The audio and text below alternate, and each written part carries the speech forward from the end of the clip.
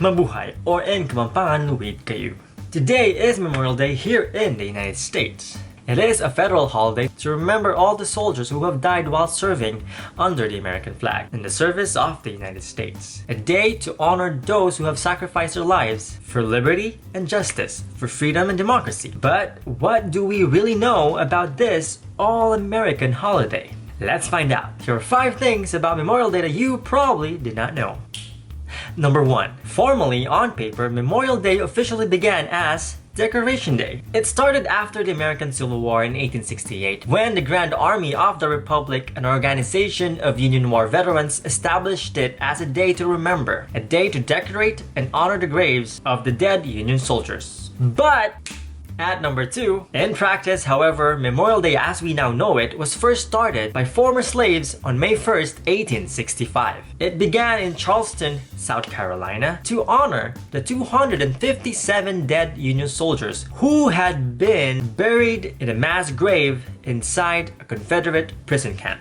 The former slaves dug up the bodies of the dead soldiers and worked for 2 weeks to give them a proper and honorable burial. It was a form of gratitude. It was their way of saying thank you to the soldiers who have fought and died for their freedom. They then held a parade of over 10,000 people, led by 2,800 black children, during which they marched, they sang, and they celebrated.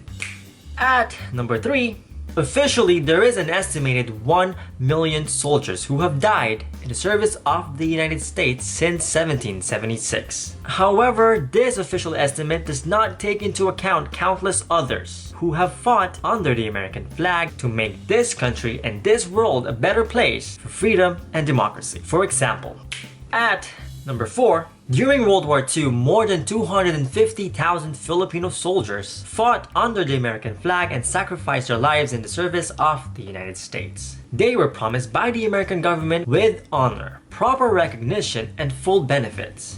But such honor, recognition, and hard-earned benefits were all taken away by the US government immediately after the war. To this day, for over 60 years, Filipino veterans and community advocates are still fighting to obtain compensation and proper recognition for the valiant Filipinos who have served and died alongside American soldiers during World War II. And this is not isolated to the Filipino-American community alone.